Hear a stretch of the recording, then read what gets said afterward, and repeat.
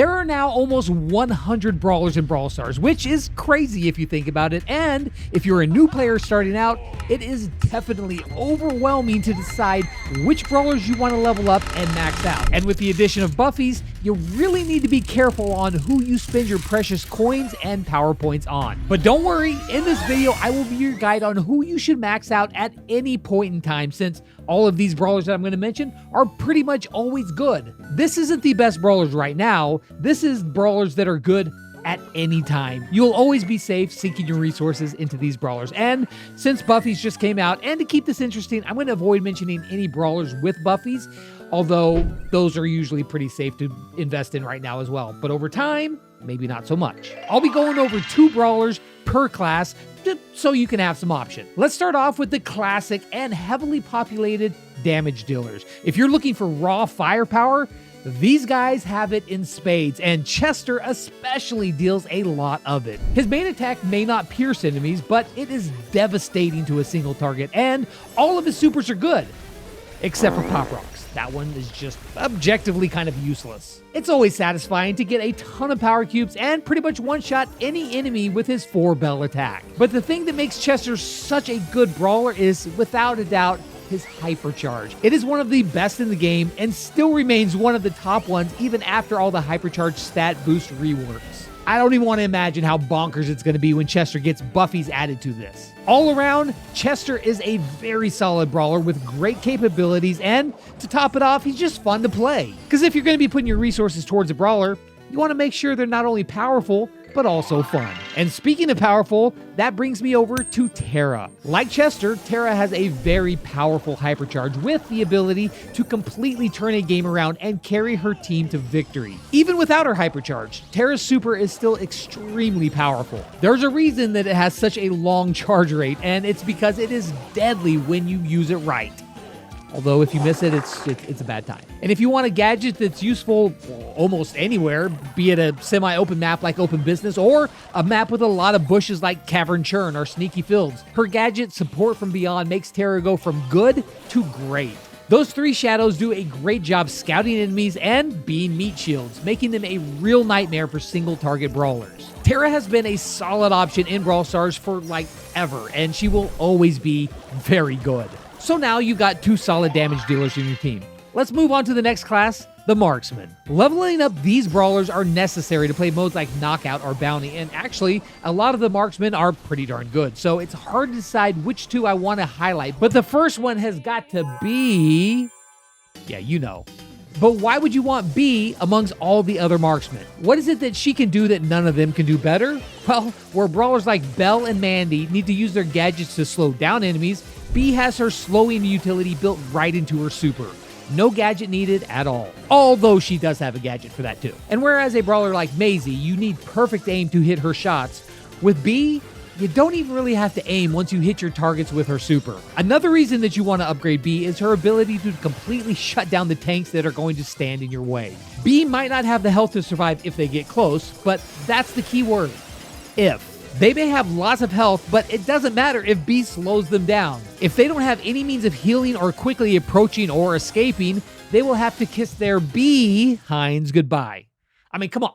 You gotta admit, that one was good, all right? That was a good pun. No other brawler in the game can slow down enemies better than B, except for Frank's Buffy, and Ims's Buffy, and Shelly's Buffy. But again, we're not talking about Buffys here, okay? And of course, yes, B does have a good hypercharge as well. It's just more slowing, which is kind of B's deal. So if you want a strong marksman who's good against other range brawlers, but also an amazing anti-tank, B is always a versatile and solid pick and a brawler that you need in your team. And speaking of versatile, Janet is the second marksman that I want to sing my praises for. Not only does she have good range, she has so much utility that she might as well be a controller. Her main attack is good for scouting bushes, but her drop the base gadget does an even better job at that since it damages anyone within this huge radius, making Janet very useful if you like playing her in 3v3 maps with a lot of bushes. But if you want to play some solo showdown, she's honestly not too bad there either. Not only can your super get you out of some sticky situations, but her second gadget also gives her a get out of jail free card as well. You can even use her gadget aggressively to get kills, but the most fun about playing Janet is her super, because I mean, who doesn't want to fly? But what's better than her super? Her hypercharge super. If you want to have some fun flying over people, dropping bombs on them, bullying them, and making them probably rage quit, Janet is a brawler you should definitely go for. Whether you prefer to fight aggressively, passively, or establish control, Janet will suit your playstyle of choice. And speaking of control, let's move on to the controllers next, starting with Jean. Now, unlike most brawlers in this video, Jean does not deal a lot of damage. And actually, Jean has some of the worst DPS in the entire game. But he doesn't even need it. In fact, that's not even the point of Jean. Jean has always been good, despite not being able to dish out big numbers, and that's because he has so much utility going for him. You want to play Jean almost like a scouting turret, equipping his vision gear and making sure that nobody can sneak up on you or your teammates as they go through the grass. As long as you consistently hit your shots, which you could do blindfolded, you not only will keep your enemies from healing, but you'll also be helping your allies locate them and hit their shots. And although Jean may not deal a lot of damage, he sure does provide a good amount of healing. You can just stand there in hot zone, poking the enemy and healing up your teammates every single second, making it hard for the enemy to take you out and get in the zone. And of course, just like Terra, Jean has one of the most impactful supers in the game. If you haven't felt the satisfaction of pulling an enemy with 10 gems, you should give it a try. It's hilarious knowing that they can't do anything as they get dragged across the map to their impending demise. But if you want a controller who is way more dangerous, be sure not to cheap out on Griff. Now, he may be a controller, but I could argue that he can pack even more damage than the damage dealers themselves. He can deal huge damage with his main attack, and his super is basically an automatic delete button if he manages to get up close and personal. Not even Frank, the tankiest brawler in the game, can survive that onslaught. And with his hypercharge, Griff's super does even more damage, and it goes through walls. If that doesn't sound OP, then I don't know what does. But it's not just damage that Griff does well. His piggy bank gadget also provides great utility with destroying walls as well as knocking back enemies that are caught in the blast. His insane damage, hypercharge, and utility make Griff a timeless brawler with simple mechanics that will always stay a strong option in the meta. But you know who's also been a consistent staple in the meta? Barley. Barley may not deal the most burst damage among the throwers like Dynamite or Grom, but if you ask me, I'd say Barley's damage throughout his matches is the most consistent among all of them, as well as being the easiest thrower to land your shots with. But if you prioritize health over damage, you can go the other route and use his medical use star power combined with his herbal tonic gadget. So if you want a thrower that can serve some healing up to his friends, Barley's got you covered. Or you could go the anti-tank route and drop a puddle of mysterious liquid on the ground to slow them down. His super builds rather quick and gives you a ton of area control, and his hypercharge will do that as well as dish out a mountain of damage. There's a darn good reason that Barley's always been solid in the game, and it's because he is such a versatile thrower. However, you know who's more versatile than Barley? Juju. Now, she may not deal as much damage throughout the match as Barley does, but she has so much going on that it more than makes up for it. You want range? In the grass? She's got it. You want damage? Well, she's got that too. Do you want to slow down your enemy? Guess what? Yep, she's there for that as well. You can use her gadgets to give yourself a shield, speed, or even turn yourself into a little pseudo Leon. I don't know how many times I've been killed by a sneaky Juju.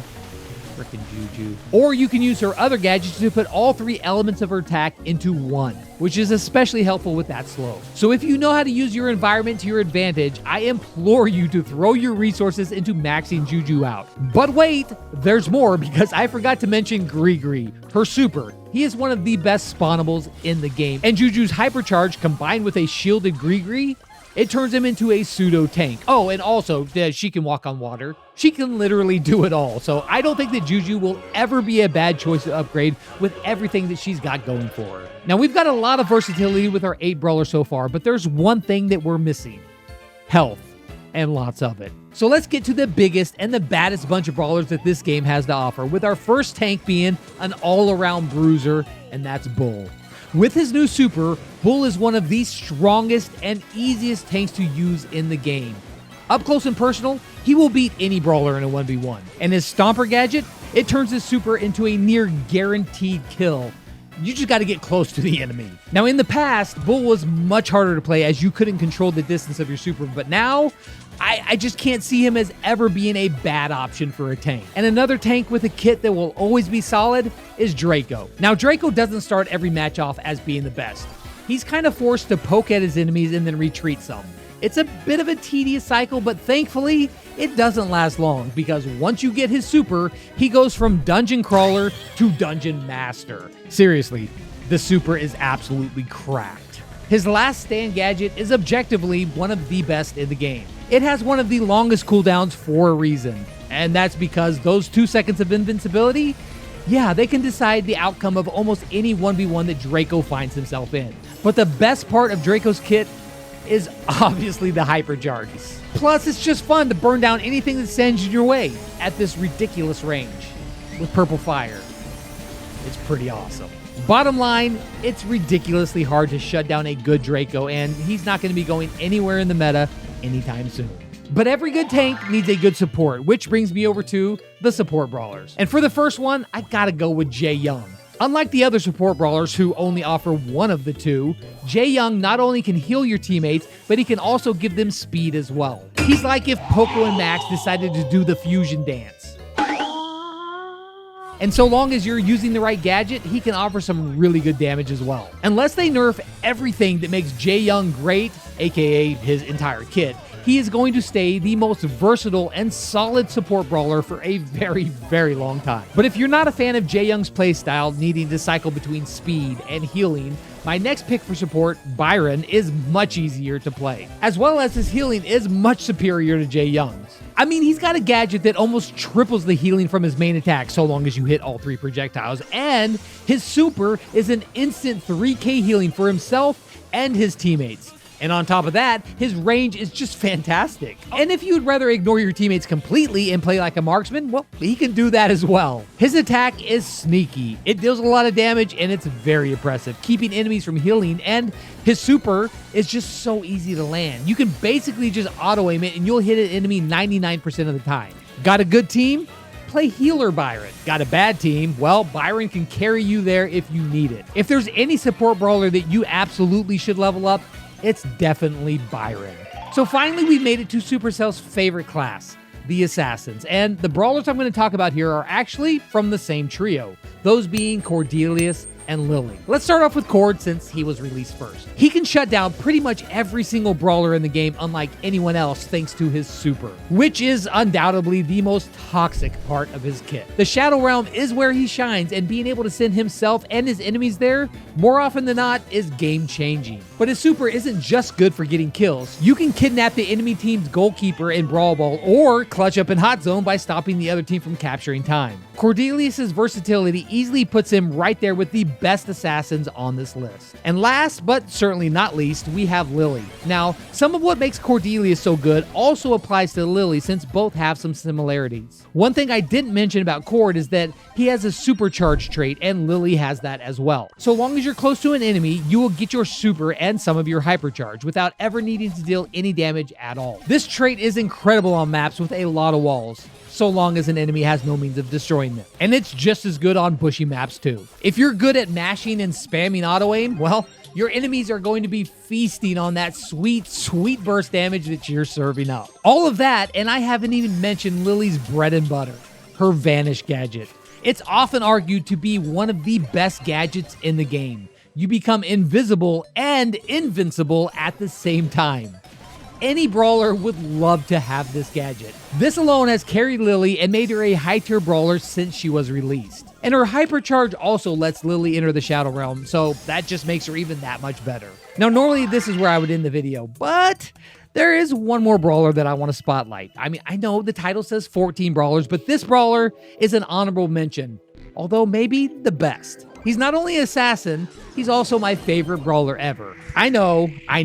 But it's Crow. He's cool, he's good, and most importantly, he is fun. And like, no matter what game mode you're playing Crow in, I can assure you that you will get a lot of value out of his poison. The consistent damage paired with his passive ability to decrease enemy healing makes him a great counter to support brawlers like Poco and Pam, since their whole thing has always been their healing. But if you want to be even more annoying, which is also Crow's thing, you can decrease enemies' damage thanks to his extra toxic star power, which makes it a really good option in 3v3, since not only you're going to reduce their healing, but it also reduces the damage that the enemy takes as long as they're under your poison. But if you want to be a more true assassin, a Crow that jumps in on you with Carrion Crow and his shield ready to go, good luck with that. As well as it makes him a great choice in Heist. Just make sure you time the super perfectly or else it'll go to waste. So there you go, 15 brawlers that you should always max out. And just to see if you watched to the end of the video, in the comments down below, tell me who is the first brawler that you ever maxed out. Hope you enjoyed the video. And as always, until next time, I'll catch you guys on the flip side. Peace out.